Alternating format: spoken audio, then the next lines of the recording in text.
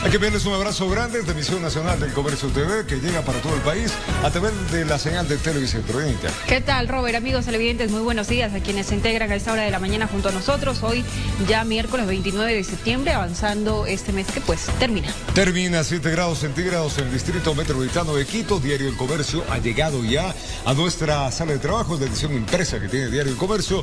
Los títulos más importantes: nueva masacre por disputas en la cárcel.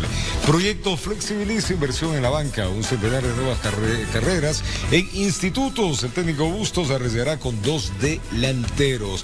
El irrespeto al hoy no circula genera más congestión en las vías en la ciudad de Quito. Estos son los títulos más importantes que tiene Diario El Comercio. Usted lo puede pedir en sus diferentes sitios de abasto.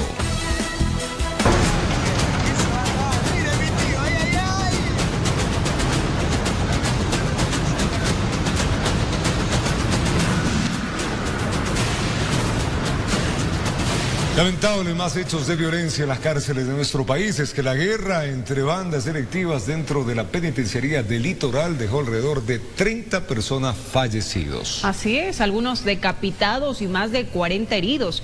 La Policía Nacional controló los incidentes luego de casi 7 horas de enfrentamientos, hasta con fusiles y granadas dentro del recinto carcelario. Vamos a ver.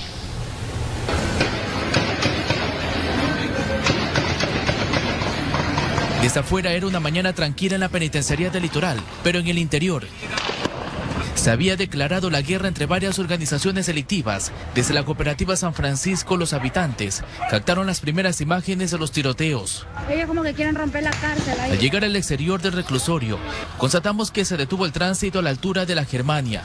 Y por el otro lado, en Pascuales, este tramo de la vía Daule-Guayaquil se convirtió en una zona de peligro.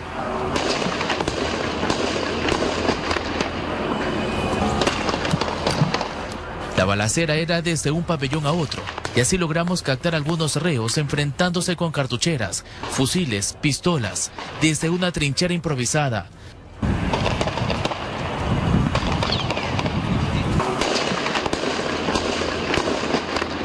Fue una de las mañanas más violentas en este centro de privación de libertad. Mientras que en el interior de los pabellones se registraban escenas sangrientas y macabras. Algunos eran acuchillados, otros acribillados y más de 5 decapitados frente a sus compañeros. Que vengan, por favor. Aproximadamente 400 policías de diferentes unidades de Guayaquil llegaron a este lugar y también se cuidaron de recibir disparos cuando se encontraban con sus motocicletas en la calzada, hasta que recibieron la orden de ingresar. Luego el gobernador llegó al sitio y junto al comandante de la zona 8 lograron rescatar a personal civil que estaba en la cocina. El gobernador hablaba de que tenían controlada la situación, pese a que todavía se escuchaban disparos dentro de la cárcel. Ya es la parte final de la requisa de armas de la limpieza, pero yo he tenido la oportunidad de estar con el general Buenaño adentro. Las fuerzas del orden público logran reasegurar la seguridad aquí en la penitenciaría del Litoral. Las ambulancias ingresaban a cada momento y los heridos eran trasladados a diferentes hospitales, y en las primeras investigaciones determinaron por qué se originó todo. Se enfrentan entre dos bandas son las bandas que están en los pabellones 8 y 9 con el fin de tomarse el pabellón del pabellón 5, que son de una banda delictiva y querían que esta banda se cambie y sean de la otra que pertenecen a los pabellones 8 y 9.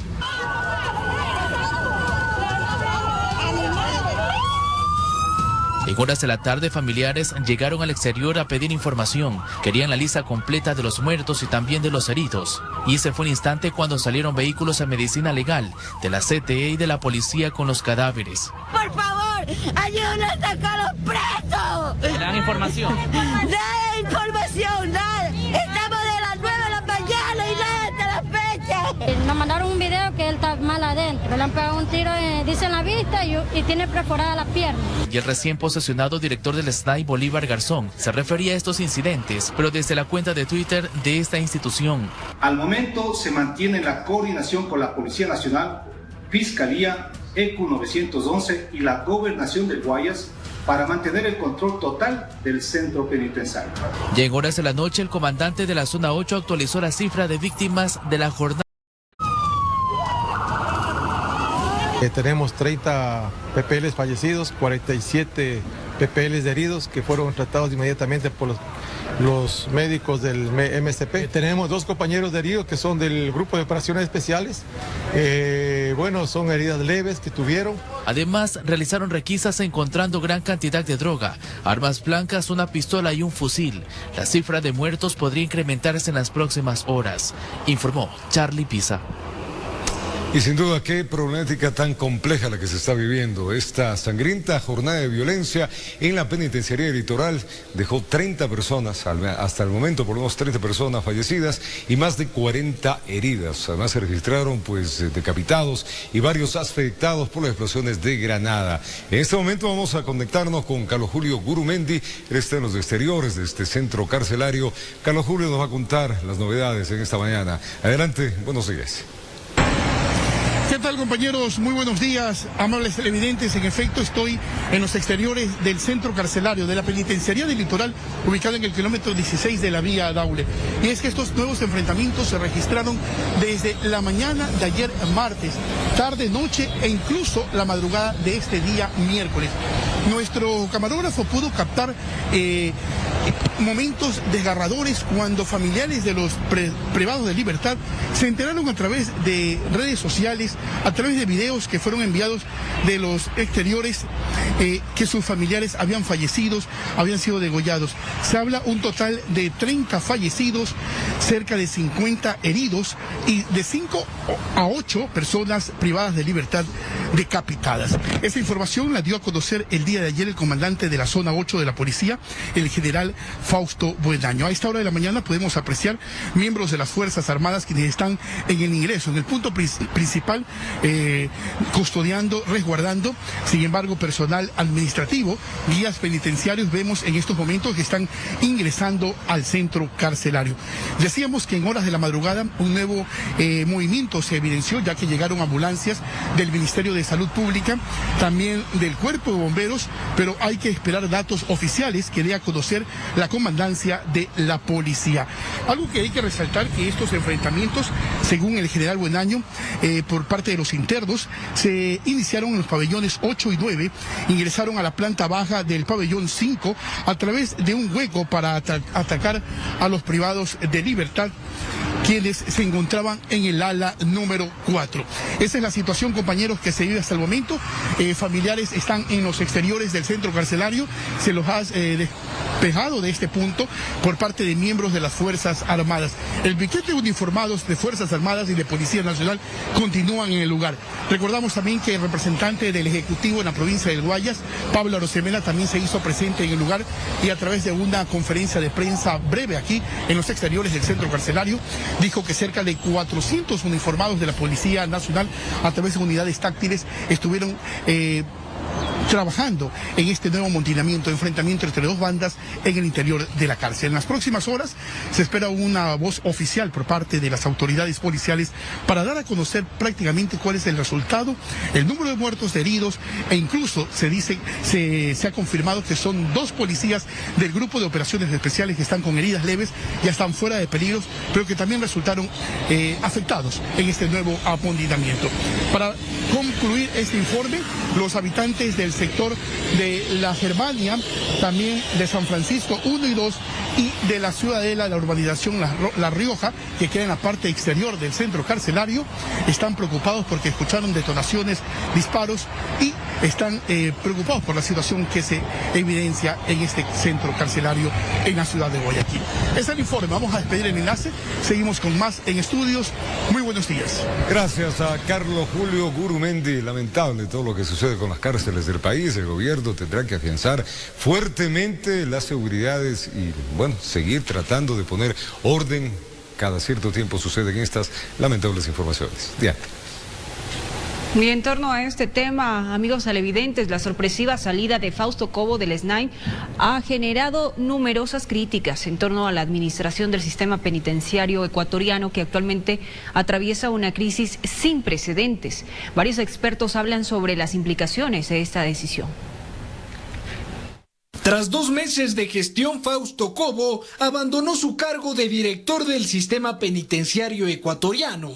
Su salida se da en medio de una grave crisis carcelaria que cada día cobra más víctimas. Y esto significa que los privados de libertad de alguna manera perciben esa falta de estabilidad dentro del SNAI y por ello prácticamente están en estos desmanes este momento. La mañana de este martes, Ecuador se despertó con la noticia de un nuevo amotinamiento y cuando se buscaron respuestas en torno a lo ocurrido, esta institución aún no contaba con nuevas autoridades. Yo creo que desde mucho tiempo atrás la SNAI está en la cefalía porque ahí no hay una dirección y eso se tiene que corregir inmediatamente. Y la forma de corregir es si nombramos una persona, pues que esa persona termine la gestión. Expertos consideran que el sistema penitenciario no ha tenido un liderazgo eficiente en los últimos años. Pero es lamentable que prácticamente se esté designando políticamente y no se esté viendo esta gran masa poblacional que necesita a gritos de personas que conozcan el sistema penitenciario. Si vamos a continuar cada 2 meses con un director como los que se están nombrando, pues realmente entonces hay que entregarles definitivamente los centros de privación de libertad a los PPLs, porque ellos son los que están dominando. El gobierno de Guillermo Lasso destinó $75 millones para afrontar la crisis carcelaria. Analistas consideran que el principal reto de la nueva administración será invertir correctamente esos recursos, informó Álvaro Terán. Y el presidente Guillermo Lasso designó a Bolívar Garzón como el nuevo director del SNAI en reemplazo de Fausto Cobo. Garzón es militar en servicio pasivo con experiencia en seguridad nacional, inteligencia estratégica y manejo de conflictos. La segunda vicepresidenta de la Asamblea Nacional, Bella Jiménez, investigada por presunta gestión de cargos públicos, desacredita, dice, al Comité de Ética. Legisladores consideran que la asambleísta intenta dilatar el proceso de investigación en su contra. Le contamos.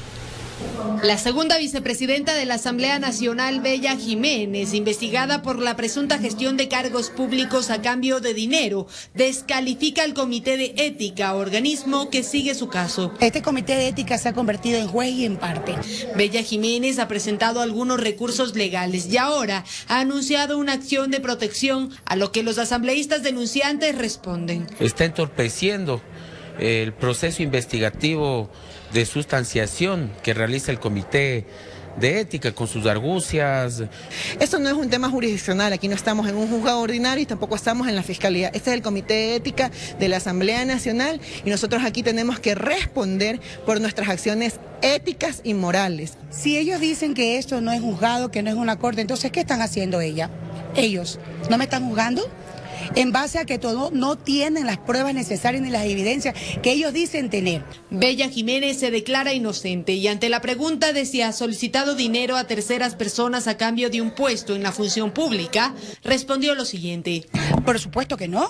Nada que ver, ni a Scarlett Lindao, ni a Pablo Luna, ni a ningún equipo de miembros que trabaja en este momento. El proceso de investigación en el Comité de Ética aún se encuentra en la fase de pruebas, informó Valeria Navarro. Y Gabriela Beltrán, funcionaria judicial, presentó una denuncia en el Consejo de la Judicatura. Asegura que usaron su clave y contraseña de manera irregular. Actualmente está siendo investigada por uno de los sorteos de acciones constitucionales presentadas por Jorge Yunda para evitar su remoción del cargo. La funcionaria judicial Gabriela Beltrán llegó con su abogado a presentar la denuncia en el Consejo de la Judicatura, relacionada con el ingreso de causas que han sido sorteadas utilizando supuestos procedimientos irregulares, cuyo objetivo, dicen, era direccionar las causas a determinados jueces y juezas. Su defensa afirma que no se trata del único caso, sino que los usuarios y contraseñas de otros funcionarios judiciales también habrían sido utilizados de manera irregular para realizar sorteos de causas en otras judicaturas en las que no laboraban, como es el caso, recalca, de la acción de habeas corpus interpuesta por Jacobo Bucaram Puley en la Unidad Judicial de Violencia contra la Mujer y la Familia. De hecho, la causa se ingresa en otra unidad judicial, o sea, aparece ingresada en otra unidad judicial, nunca la ingresó a Amparo de la Torre, pero sin embargo, ella asoma ingresando la causa. Era la acción de habeas corpus que le concedieron a Jacobo Bucaram para que se vaya a Guayaquil y no esté detenido acá en Quito. Gabriela Beltrán, por su parte, pide que se le entreguen las 15 causas que han sido sorteadas utilizando su clave y contraseña, pues hay quienes deberían responder.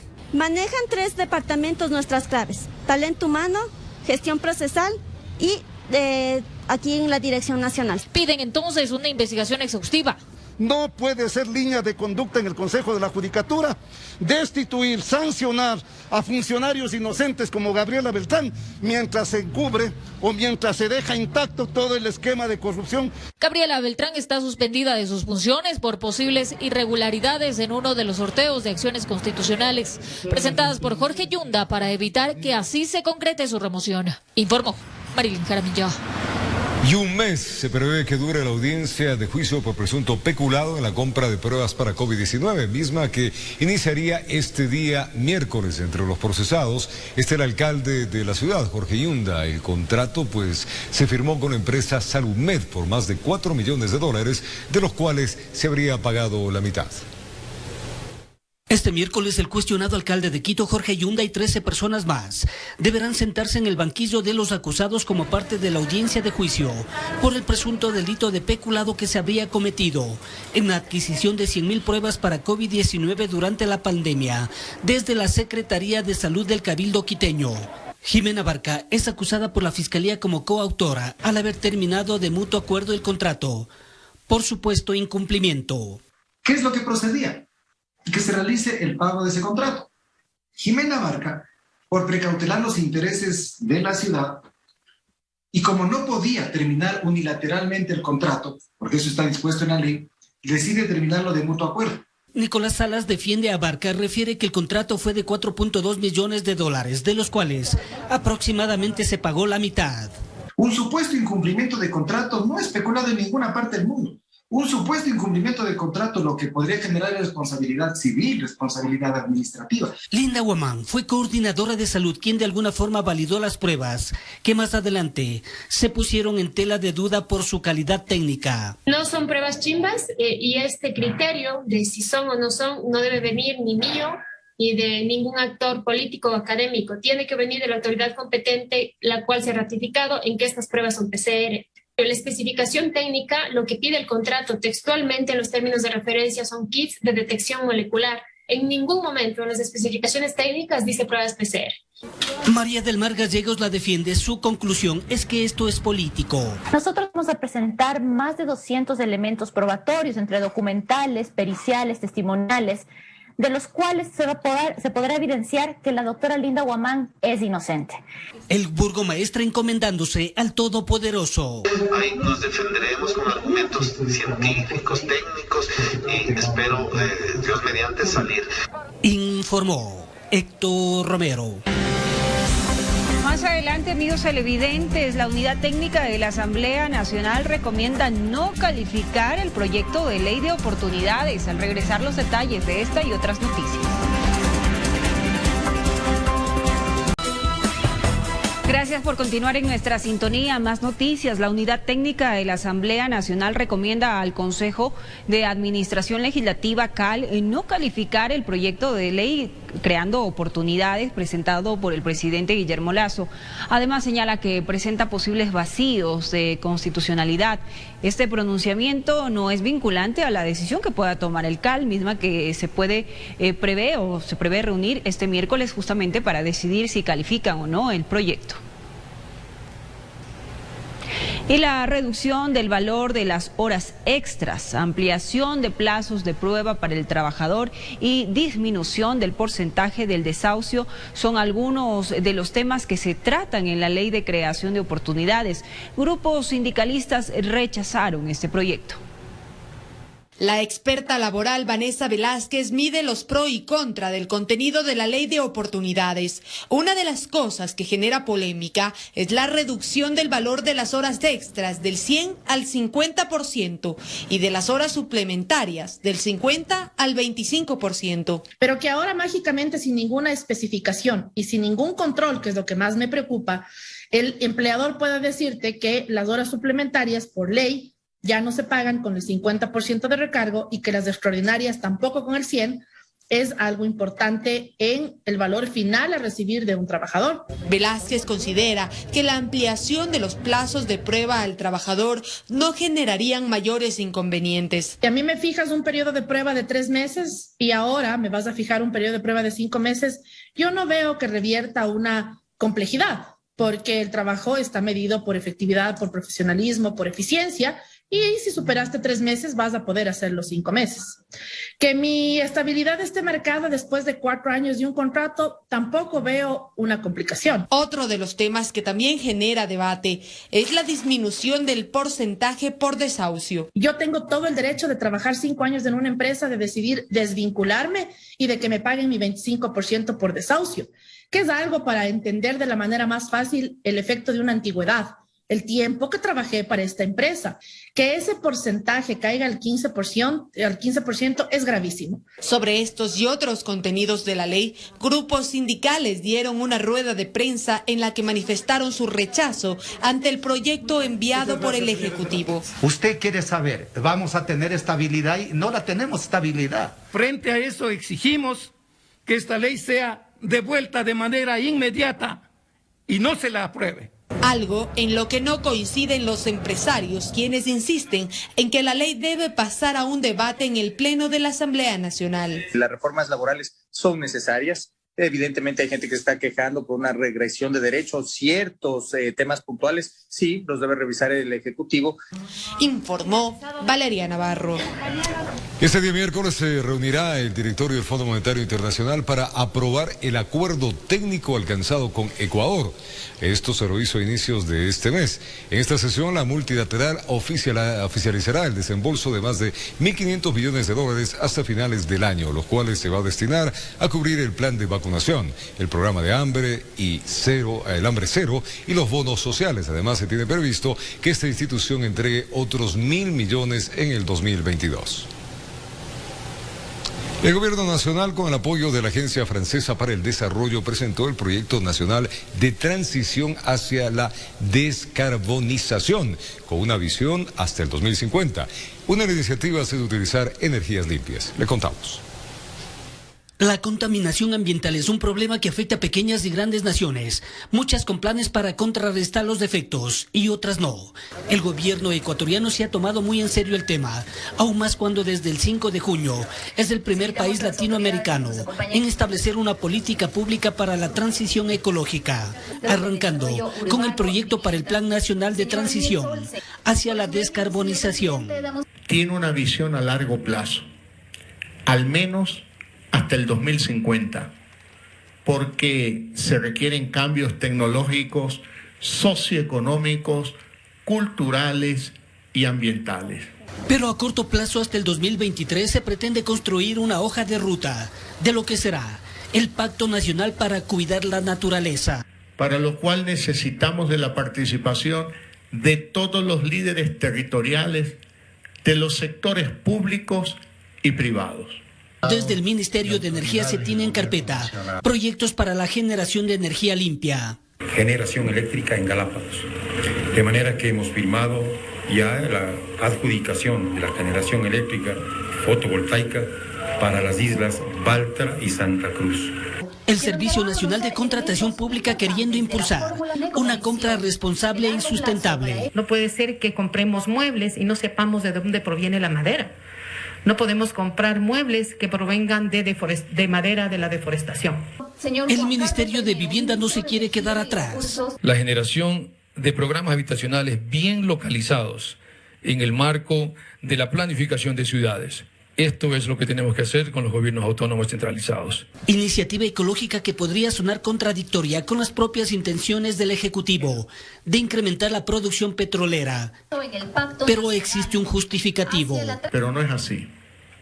Parte de la transición ecológica es tener una sociedad que cubra sus necesidades básicas, pero siempre sin afectar al medio ambiente. En total, 7 secretarías de Estado coordinadas por el Ministerio del Ambiente, informó Héctor Romero. Y el presidente de la República recibió la tarde de este martes a una delegación estadounidense encabezada por el viceconsejero de Seguridad Nacional para la Economía, Daleb Sicht. Se abordaron propuestas de inversión para infraestructura en áreas para la lucha contra el cambio climático, igualdad de género y tecnología. El embajador de Estados Unidos en Ecuador manifestó la intención del país norteamericano para inyectar recursos.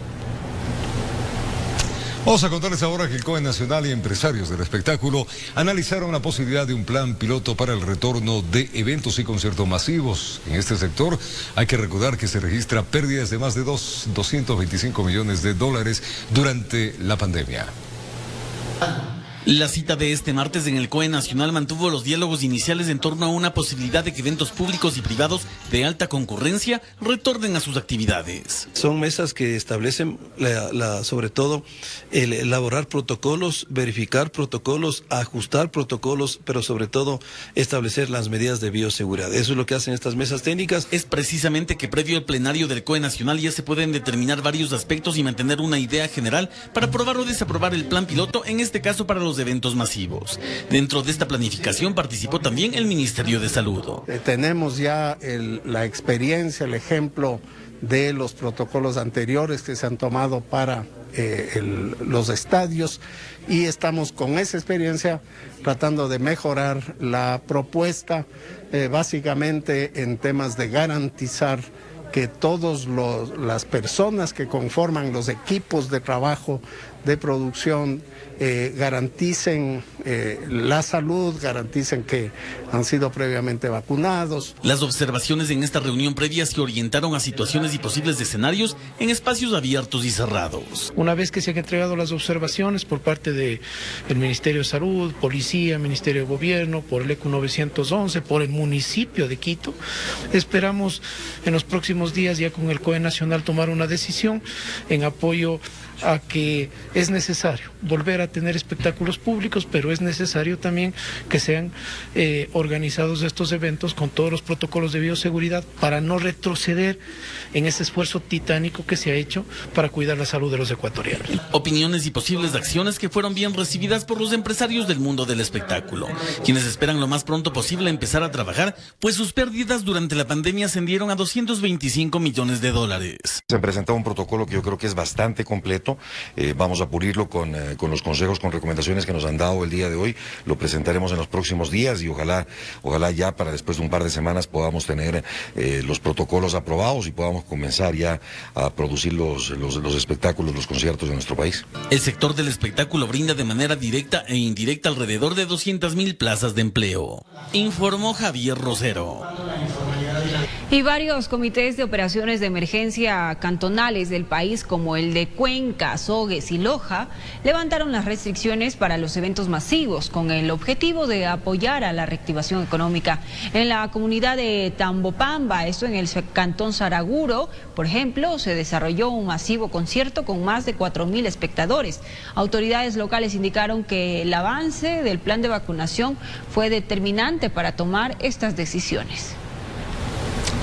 Y el COE Nacional analizará una solicitud del Ministerio de Transporte y Obras Públicas para incrementar el aforo al 75% en los aeropuertos del país. Para ello, varias autoridades realizaron un recorrido en la terminal de Quito con el fin de constatar los protocolos de bioseguridad.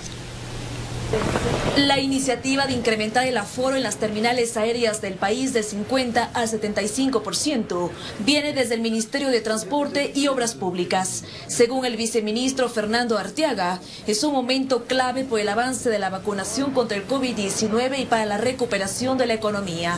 Dinamizando la economía, incrementando el número de pasajeros, tanto de salida como de entrada, creo que es tiempo de incrementar el aforo, obviamente con la autorización del COE.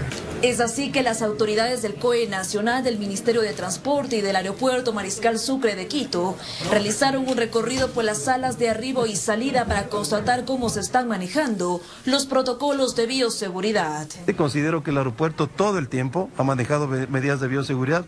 Por lo tanto, consideraremos que estamos listos, pero quien vuelvo a repetir toma la decisión es el COE Nacional. También se analizan cambios en los requisitos de ingreso al país. Actualmente los pasajeros deben presentar una prueba PCR negativa o el carnet de vacunación con el esquema completo. Conforme a los sistemas epidemiológicos, nos generará el informe al COE para ya ir modificando estos requisitos, que eso lo tendríamos que ver en las próximas semanas y si lo cambiamos ya. El aeropuerto de la capital fue el primero de la región en reanudar las operaciones comerciales de pasajeros en plena pandemia. En lo que va del año se han movilizado en la terminal 1.328.000 pasajeros y los controles se siguen intensificando con la presencia de nuevas variantes. Sí han habido casos en que se han detectado, por ejemplo, personas con temperatura elevada y han sido remitidos inmediatamente a las autoridades del Ministerio de Salud Pública. Todo ese manejo que se ha hecho en conjunto con las autoridades se ha considerado muy seguro. Las autoridades también visitarán otros aeropuertos. En los próximos días, la cartera de transporte enviará la solicitud de incremento de aforo al COE nacional y será la plenaria del organismo quien tome una decisión. Informó Priscila Cadena. Más adelante, amigos televidentes, detalles. Nuevo atentado en la ciudad de Esmeraldas. Un vehículo tipo taxi fue baleado. Al regresar, los detalles de esta y otras noticias.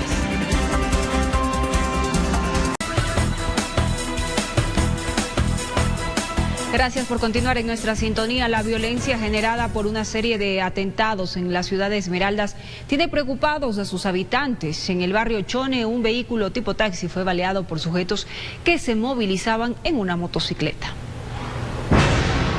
Operan en horas de la noche y madrugada, aprovechando que todos descansan y como para no dejar testigos, pero sí un mensaje claro como este escrito. El más reciente ataque con arma de fuego lo realizaron en contra de un vehículo amarillo tipo taxi. El accionar de los gatilleros quedó registrado por una cámara de videovigilancia. En este se puede observar que dos sujetos llegan en una motocicleta, el copiloto se baja y va directamente al blanco elegido. No nos sentimos seguros aquí en la ciudad de Esmeralda. Lamentablemente la delincuencia, la inseguridad le ha ganado terreno a las autoridades. En el barrio Chone, centro de la ciudad de Esmeralda, son pocos los que se atreven a comentar lo sucedido. Al parecer el mensaje de las balas cala hondo en los aludidos. El ataque no dejó personas heridas. Agentes y unidades de la policía recabaron indicios para tratar de esclarecer el hecho.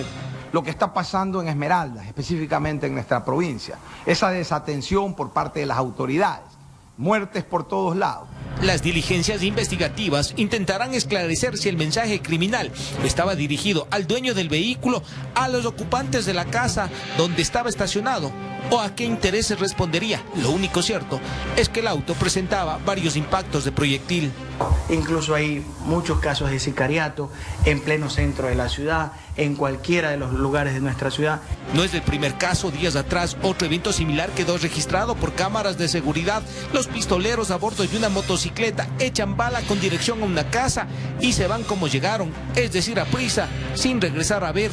Se aduce de que son temas de ajustes de cuenta, pero los ajustes de cuenta no puede ser que estén ya incrustados en todos los barrios, en todas las partes de la provincia. Los panfletos al parecer también se han vuelto una moda en la ciudad de Esmeraldas. Semanas atrás, sobre el cadáver de un hombre baleado, dejaron un papel con un mensaje bastante claro, informó Iván Casamen.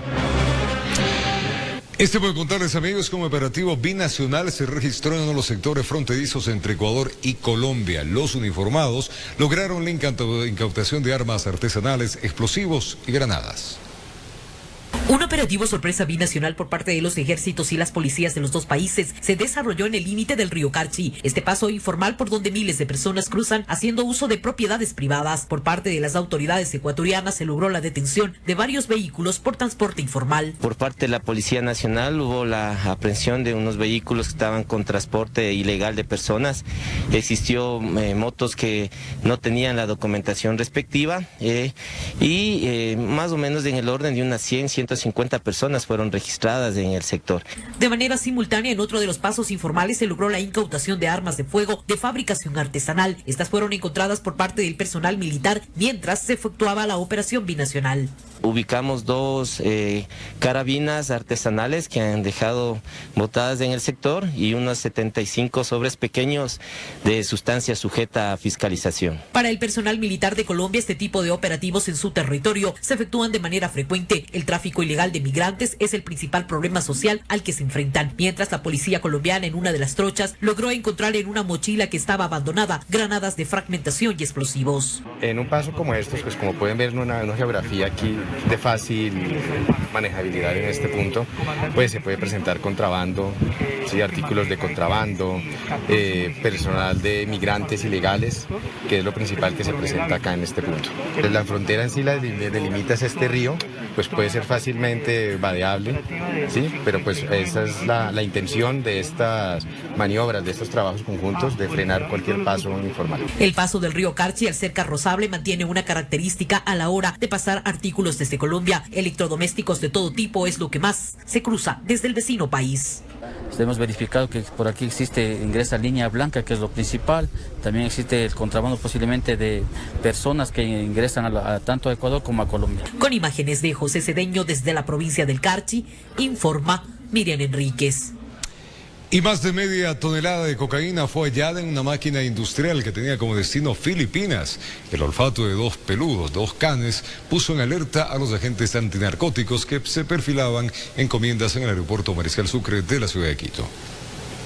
En esta oportunidad, las organizaciones narcodelictivas no lograron burlar el olfato de los canes, Bag y Kimba. Los perros antidrogas alertaron que en esta máquina industrial tipo torno, que pesaba más de 3 toneladas, estaban encaletados 650 paquetes de clorhidrato de cocaína de alta pureza. Nuestra herramienta principal en la lucha contra el crimen organizado, que son los canes, los cuales dieron una alerta e indicación en esta máquina tipo torque. La encomienda estaba a punto de ser embarcada. El chequeo los agentes antinarcóticos lo realizaron en una agencia de correos donde fueron detenidas 2 personas, una de ellas representante de la empresa exportadora y la otra técnico de maquinaria. El operativo se llevó a cabo en el área de carga, en las paletizadoras. Luego del pesaje confirmaron que el alucinógeno alcanzó los 661 kilos. El trabajo coordinado entre la unidad canina, agentes de puertos y aeropuertos permitió dar un duro golpe a las finanzas narcodelictivas.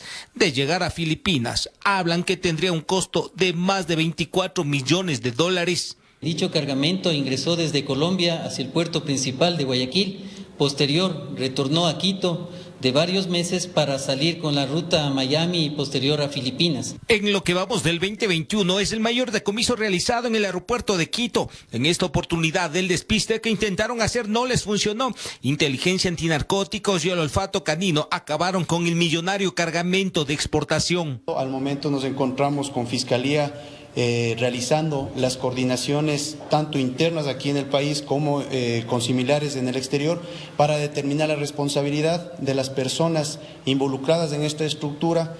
En 9 meses del 2021, a nivel nacional, han decomisado 131 toneladas de droga, superando la misma fecha del año anterior, que tenían 128. En Quito informó Iván Casamen.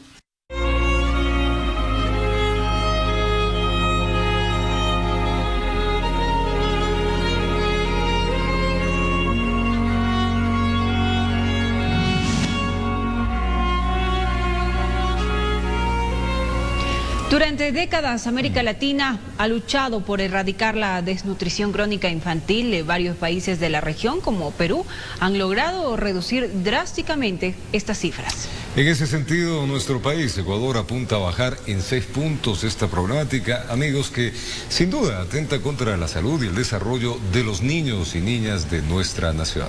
El resultado, le contamos.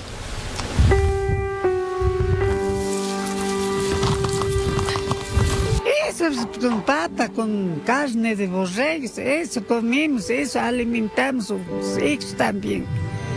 Mejor cría, mejor vivimos. Ese tiempo que no había nada mismo, ni centro de salud, ni doctores, nada, no había. La malnutrición en los niños, asegura la CEPAL, tiene entre sus múltiples efectos un impacto en el progreso social y económico de los países. ¿Cómo les alimentaba? ¿Qué es lo que más tenía que darles de comer a ellos? Papas así mismas, papas cocinadas, habas cocinadas y millucos. Eso. Y cuando les llevaba al centro de salud y todo, ¿qué decían, por ejemplo, del peso y esas cosas? En veces decía peso normal y en veces decía falta de peso. De ahí que la lucha por erradicarla viene desde tiempo atrás, al punto que de 1990 a la actualidad se ha reducido a la mitad. En Ecuador, el gobierno de Guillermo Lasso busca atacar con firmeza esta problemática. Es muy buena idea que atajemos este problema, que es un problema que surge, viene de tiempo atrás, que los sucesivos gobiernos no han podido atajar, y que ahora tenemos una oportunidad, puesto que está, digamos, en el nivel más alto de interés por parte del presidente. Aunque en gobiernos anteriores no se logró mayores resultados, la batalla contra la desnutrición crónica infantil, confirma una investigación del MIES de 2015, buscó mecanismos de tipo social para frenar la situación. El estudio concluye diciendo: las políticas implementadas en los últimos años, entendiendo entre ellas a los diferentes programas de desarrollo infantil integral, de salud y educación, han incrementado sensiblemente el proceso de reducción de la desnutrición crónica en el Ecuador. Sin embargo, la prevalencia de esta problemática se considera aún alta. Ese compromiso de 6 puntos porcentuales en los próximos 4 años nos parece razonable, nos parece factible y exige de una serie de medidas que tiene que tomar el gobierno, que las está tomando esas medidas. Al menos hay una estrategia en la que nosotros también como UNICEF hemos colaborado. Con esos 6 puntos porcentuales, Ecuador incluso lograría un mejor desempeño que Perú en erradicar esta problemática. Ahí hay que recordar que el vecino del sur pudo menorar la desnutrición crónica infantil a la mitad entre 2007 y 2014, es decir, en 7 años. El enfoque del combate a la desnutrición crónica infantil se va a realizar en 90 cantones, donde se ha priorizado en base a su situación de pobreza, extrema pobreza, y adicionalmente a la prevalencia que se ha encontrado respecto a los índices de nutrición crónica infantil. La CEPAL ubica la desnutrición crónica infantil como el hambre oculta, pues la deficiencia de micronutrientes no genera ningún efecto físico visible, pero puede ser perjudicial. Un 35% de la población del país, son 17 millones de habitantes, un 17% son niños. 1 de cada 4 niñas y niños menores de 5 años, el 23%, presenta desnutrición crónica infantil. 23% para niños menores de 5 años y 27% para niños menores de 2 años. Todos los países que tienen desnutrición crónica infantil guardan una media en común, y es la pobreza, pues son los niños y niñas más pobres y de las zonas rurales quienes tienen mayor prevalencia a padecerla. En nuestra última entrega conoceremos la hoja de ruta del gobierno para erradicar este mal que golpea a una de las poblaciones más vulnerables. Informó Javier Rosero. Al retornar en noticias internacionales, con 75 votos a favor, la Cámara Baja de Diputados de Chile aprobó la despenalización del aborto hasta en la semana 14 de gestación.